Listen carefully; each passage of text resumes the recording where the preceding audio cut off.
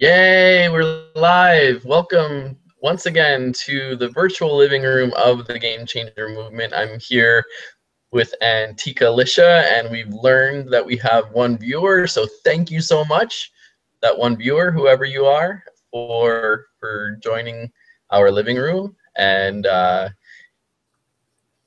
we would like to figure out how to get you in the living room so we can all carry on this conversation, but maybe you'll be able to chat. And if you are, like, type some stuff and do some things, because we really want this to be a conversation about changing our game.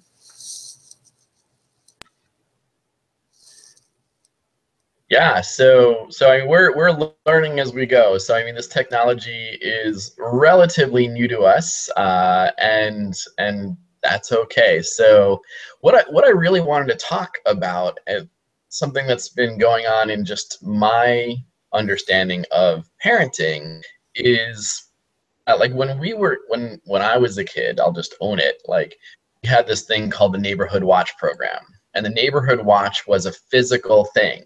You know, you literally looked out your window or around your neighborhood, and you just made sure that things were okay. And now I feel that there's really nothing like that that's standardized or generally accepted in the virtual realm. You know, so how do we, as parents, not from a censorship view, but you know, I mean, when we were growing up, our parents said, well, I don't want you hanging around with that crowd. You know, whatever that crowd was, like, what does that mean nowadays? Because that crowd is now in our kids' headphones. You know, that crowd is virtual, and it's not necessarily real.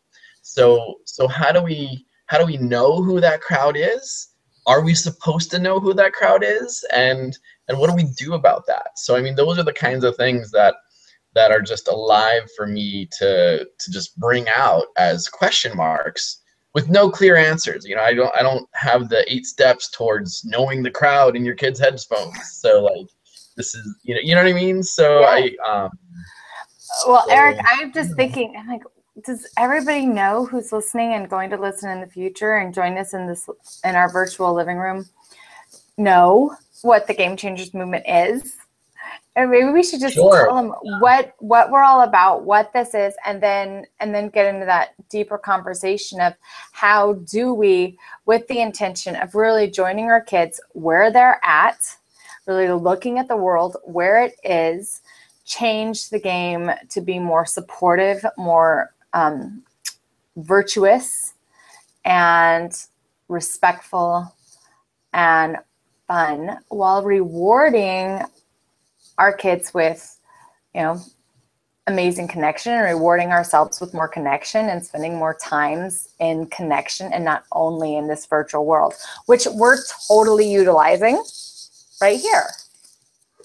So do you want to just tell everybody a little bit about this awesome sauce we call the Game Changers Movement and what we're doing? Sure. And also just invite folks into the evolution of what it is. So I mean, a brief history is that, inspired by meditations that I had 2 months following the Sandy Hook shootings, I felt called to create a pathway for kids to, in essence, regain their sense of choice, and to check in with their own game and change it if they wanted to, and to create uplifting alternatives, so that kids could in essence trade in a violent video game as their ticket price to a whole new life.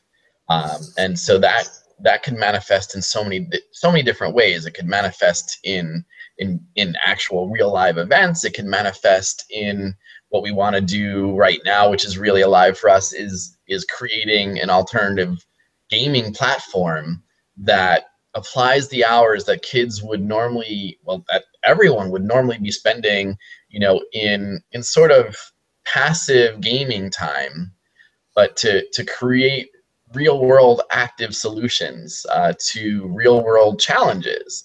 And so that's the idea of giving kids and all players, gamers, the opportunity to feel a sense of significance that the violent video games make so addictive.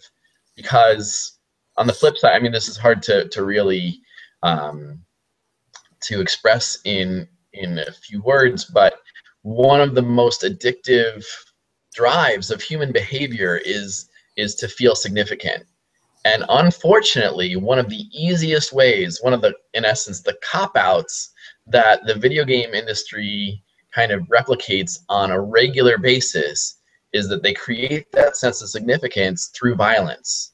And if you look at it through this lens, that there's no way to be more significant in anyone's life after they were born, besides the idea of having a gun in your hand, pointing at somebody else's head and controlling whether or not they live or die. That is like the epitome of significance on that end of the spectrum. And I feel like the other end of the spectrum is giving birth, you know? And so, like, you know, I can't feel that significant. You know, like, I, as a man, have no ability to feel that significance. So perhaps, you know, men are more likely to lean towards that end of the spectrum. And so what I feel is that we can create a sense of significance for the kids of today, and for everyone, all the gamers and all the citizens, in a pathway that doesn't involve teaching this next generation how to kill. It's hoping to teach this next generation how to love and heal and contribute as a global virtual citizen on this planet. Right.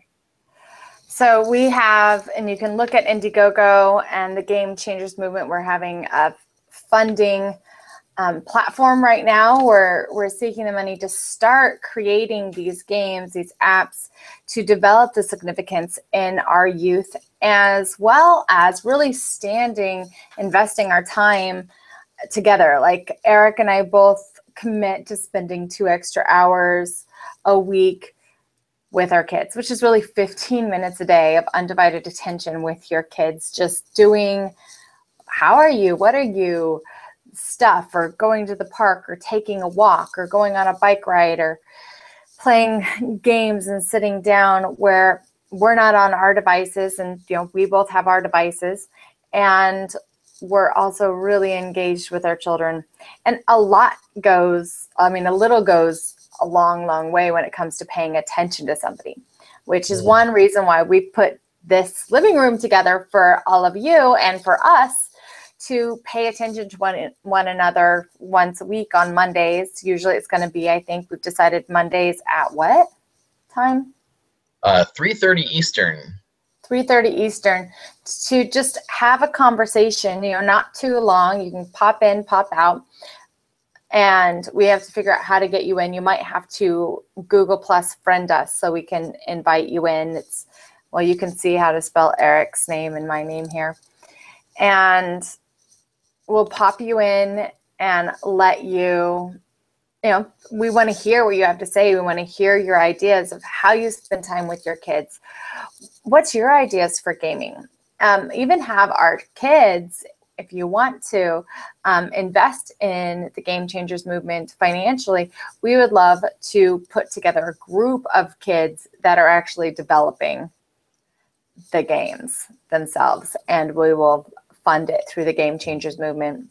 My role here is, many years ago, I was led to put together Divinely You for people that have gone through violence and survived violence, to fall in love with themselves, to accept themselves, to live beyond that violence, and the programs that are installed really into our own heads when we live and survive violence, that fear. And so Divinely You, a 501c3, was birthed into an idea. And last year, as my life was in transition, I thought, oh, what the hey, I'm going to open it. And they said, oh, it'll be like a year. And within 3 months, all the paperwork, everything had gone through. And as I was praying, Lord, what do you want me to do with this? How am I supposed to move forward? Am I just supposed to focus here?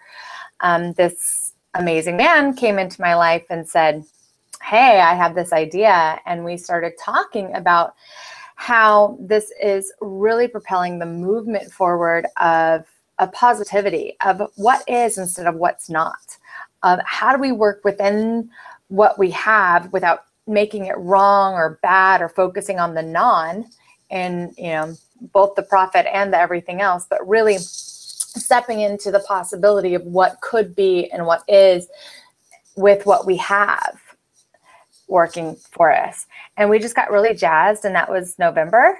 And now we're here, and we launched last week or the week before our Indiegogo funding to really put together a platform of ways that we are intending to reach the kids. One is through gaming and apps. The other is literal, these cool looking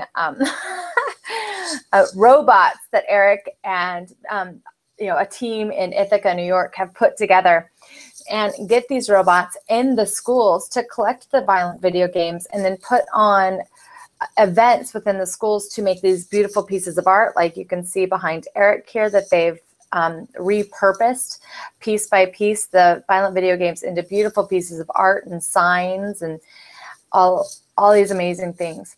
And so, part of the conversation is what's even going on in our kids' lives, how we have the programs online to like parent protection and parental protection and everything that really goes to a certain age. And then what are we feeding our kids, and what are they getting fed at the neighbor's house? And how do we have this conversation? I think that's what the intention today is, just to continue to have this conversation about what do we do positively with what is, because fighting just creates more fighting. Mm. And I think just, when you were talking about these parental controls that we have access to, when our kids game, it's an interesting position, because it's almost like passive control, right? So we can, to borrow Ron Popeil's term when he was selling his, I don't know, rotisserie chicken thingamabobber, he would say, set it and forget it, right? And so are we setting it and forgetting it, or are we diving into what our kids are really taking in? And is it enough to just, press a few things, limit the time that kids are spending with quote unquote screen time, but not necessarily diving into what they're taking in? And I think there's more and more data that says, that 91% of the most popular games out there currently have violent attributes to them. So, say what you will about football, there's violence in that, both in the virtual and the real world. But, compared to Call of Duty, Madden is a walk in the park, skipping, eating ice cream,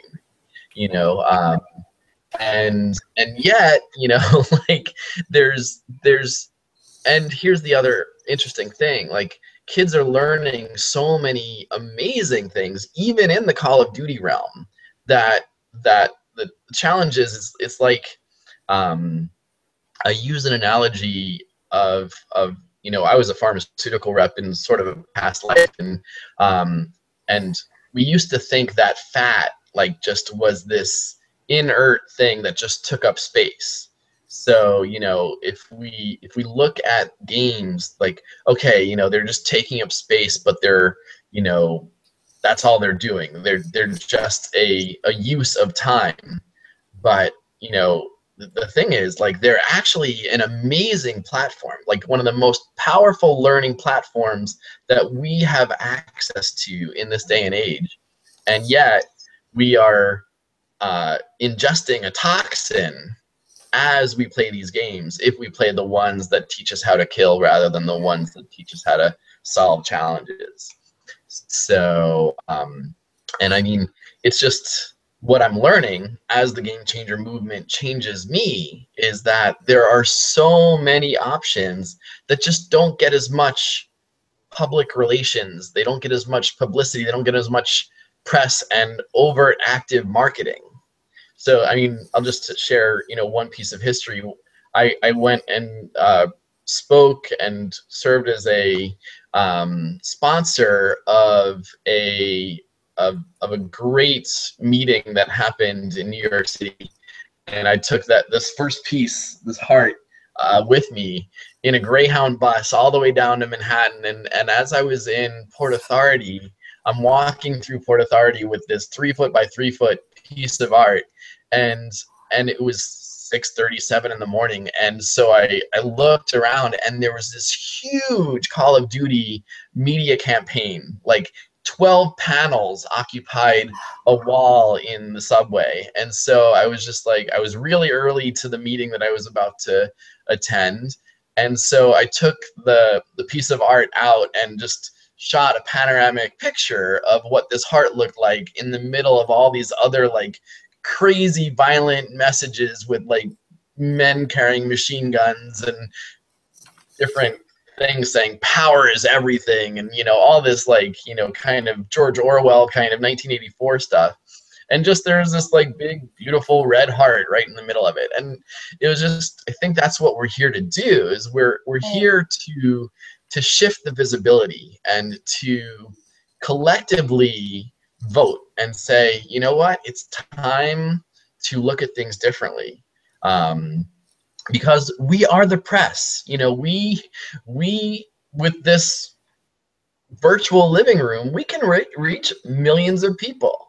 It's just a matter of getting the lenses switched in this direction and figuring out how to level the playing field so that when the games that we produce get millions of users when on the launch day, just like when Grand Theft Auto 5 came out, $800 million was generated in 24 hours.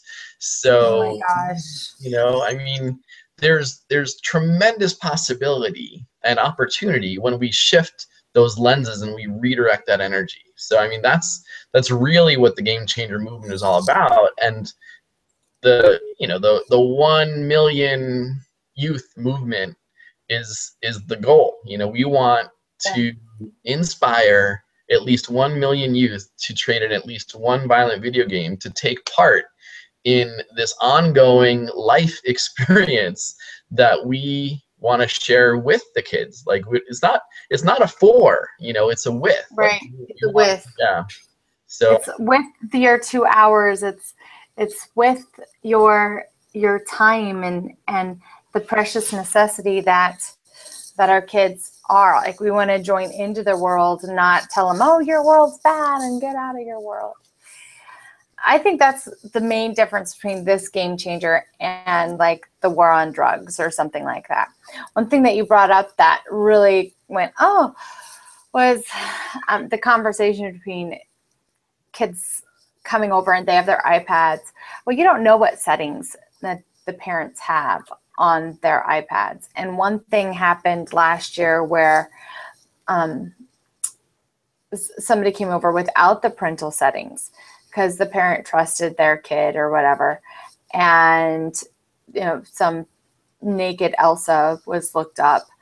And it's just like, oh my gosh. And you don't know what is found on those websites until something like that happens. And you're like, oh my gosh, now I have to have this conversation with my daughter, with my kids, and essentially with the school, and how embarrassing that is. So being able to have the conversation that, okay, it's okay to talk to other parents. It's okay to take away the iPads, iPhones, or whatever phones. It doesn't even have to be an I, it'd be whatever it is. And when they come into the house, like that could be a house rule because you don't know the settings. Or having a conversation with the parents to make sure that they do have the settings on. So your kids aren't exposed to things that aren't age appropriate. And because we have the power to like buy Grand Theft Auto or not usually, but in our house, but then we go over to somebody else's house.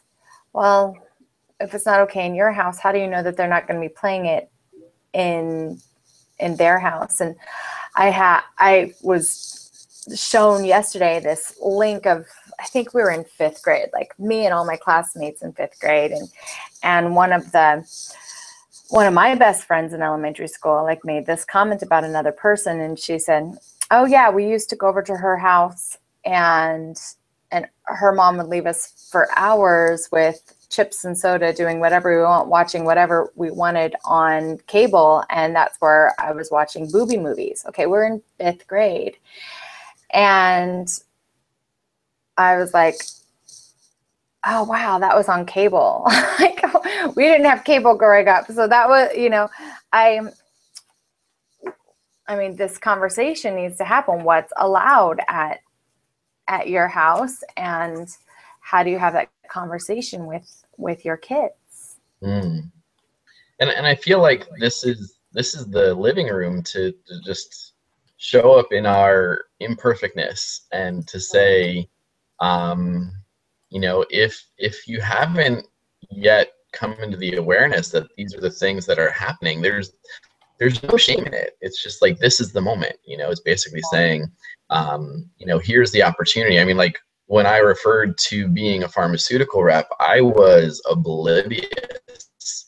I came home and I thought my job description was to make the money and to just, if I was turning over my paycheck every, time that one showed up and contributing to the household, that was how I was being the best father I was supposed to be. And that word "supposed to" is in air quotes. And then all of a sudden I realized that, that I was losing my kids, and that my kids had no idea who I was.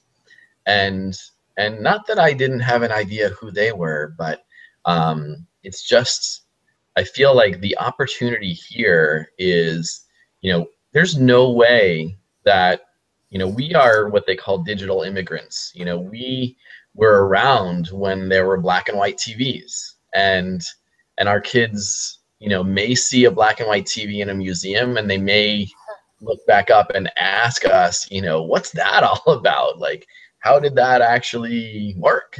Why would someone watch that?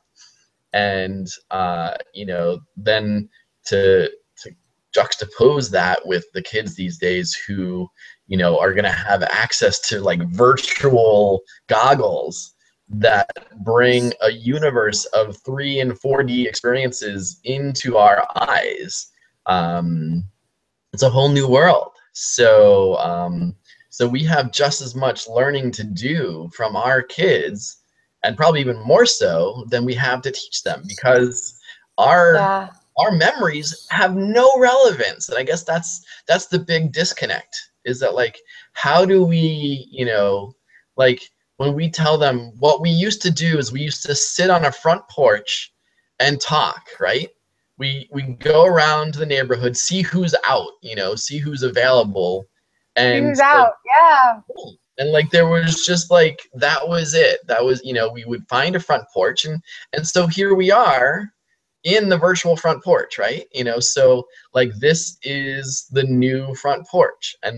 And so here this is the opportunity to try things on in its messiness. Like, we are 3 times into a Google Hangout, and we just found a button that said we can invite people today. And that's our humanist showing up. But we are in this, plane, repairing it and building it at the same time. It's important to be in motion in whatever form we're in. So that's what I love about the organic nature of this movement. And this conversation is open to everyone, and there's no right or wrong answer. It's just like what I was taught in school is that conversation. Right. And if you feel like raising your hand, then there's probably 20, maybe in this virtual realm, 2,000 people who want to raise their hand too, but you're the first one. So I was always the kid in school that raised his hand first. So that's my job. I'm going to raise my hand first, and we're going to hold the space for other people who have their hands halfway up and want to know, what to do with that. And so every question is valid. We may or may not have the answers for them, but my true belief is that when come together to, in a non-judgmental forum, to explore these, texting anyone but my 3 kids. So I'm not going to tell you what to do. I'm not going to give you 3 steps towards better parenting, but I'll tell you that I'm with you, and I think that's the key point here. We, as the people who are opening, what our job is, and your job is to participate and feel and pull up a chair in this living and be part of this conversation, because we're just going to throw out topics. And so whatever the topic was that started this conversation a few cups of mate ago, it was basically how do we co-create a virtual neighborhood watch program? And I feel like that's an opportunity to just get people thinking a whole different way. Like, is just changing the parental control settings enough? And for you, it might be, and there's no judgment here. If you feel that that's enough, yay, but if there's an extra layer of awareness that we can bring to, like, what is still available, even with those settings on tilt, I think it's important to share what's actually out there. Yeah, absolutely. Absolutely. And I don't know the answers either. I don't know them at all. I know that it's a much bigger and at the same time smaller world than it was when we were kids. And I know that to pretend like it's not isn't even possible. Like, it's not going to do anything about it. And to pretend that the violence in the video games aren't affecting what's happening in our schools and the violence outside of the video games, I think that that's putting on blinders too, but also focusing on it and fighting it isn't going to help anything either. So how do we really change? How do we really change it? And we want your feedback. We want the whole, like, world, really. I'll just say it.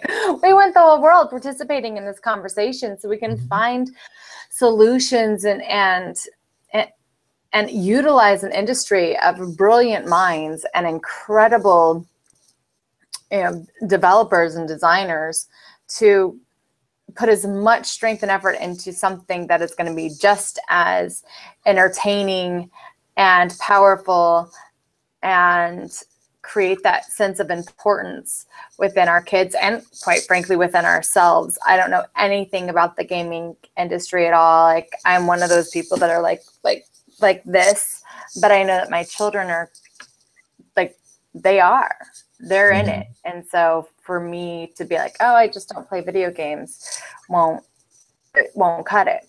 And I mean, I'll share just a moment of when I got a chance to play one of the virtual basketball games that use technology that actually captured your movements and how you would throw a basketball would show you how you did in the game.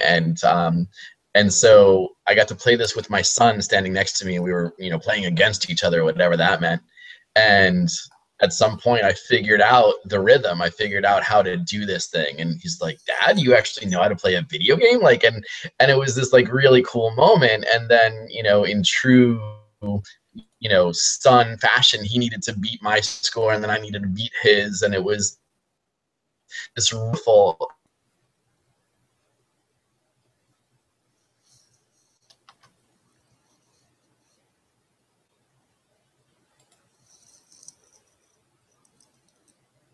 They're gaining each other.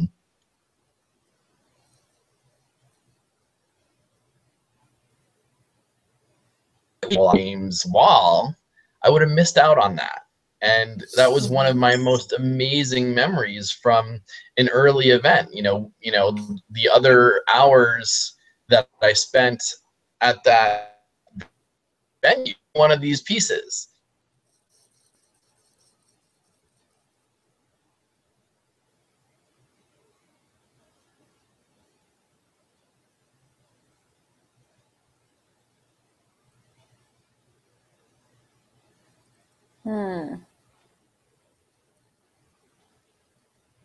My Hangout froze.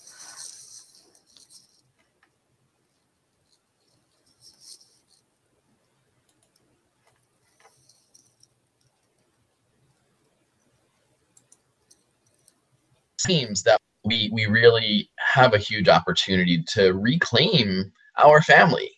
Because one of the sort of, I don't know, talking points or taglines is that at the end of the Game Changer movement, parents will get their kids back and kids will get their parents back. And I believe that to be true. I believe that we have this opportunity to really to bring the unit back to the family.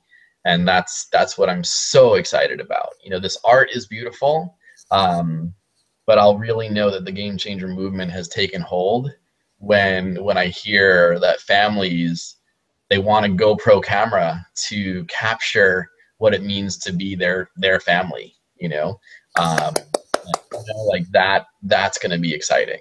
So, and that will be exciting. Yeah. That's cool. That's cool. Well, I think that pretty much wraps it up for today. Mm-hmm. And we're going to figure out how to invite you. But one thing that I think we might have to do is, well, we need to know that you want to come and hang out with us in our virtual living room. And so telling us over on Facebook by really becoming a part of the community at the Game Changer Experience is where it's at. So it's facebook.com/Game Changer Experience, or Changers. Is it an S? Correct, yeah. S? Yep. So Game Changers Experience, and then you'll see the page says Game Changers Movement. Also there you can find our Indiegogo link, but if you want to just go to Indiegogo, it's Game Changers Movement, and you'll see Eric, you'll see myself there, you'll see our gifts, you'll see our intentions, you'll see different pieces, you'll see the parental pledge if you want to take the pledge. Share it with your friends. That will mean a lot to us as we're getting the momentum and the resources, the finances together to really, really get everything out and into the world in a bigger way, because in our own communities has been beautiful, but not exactly what our vision is, and we need your help for that. So if you'd help us there at indiegogo.com/Game Changers Movement, but you can find that on Facebook as well. And then if you really feel like just like make it sure no matter what you can join, and we can actually invite you into the group, I think we have to be connected on Google+. So friend Eric or myself or both. Mm-hmm. Sounds great. Well, I feel like Monday at 3:30 it is, 3:30 Eastern for our next, for sure, virtual living room experience. We may throw in a few between now and then just to get all the kind of bugs out of the system as we learn what each button does on this amazing platform. And we'll take it from there. So thank you so much for joining us, and we'll post this on the Game Changer Facebook page, and we'll take it from there. So thank you, and we'll see you soon. Bye, everybody. Bye-bye.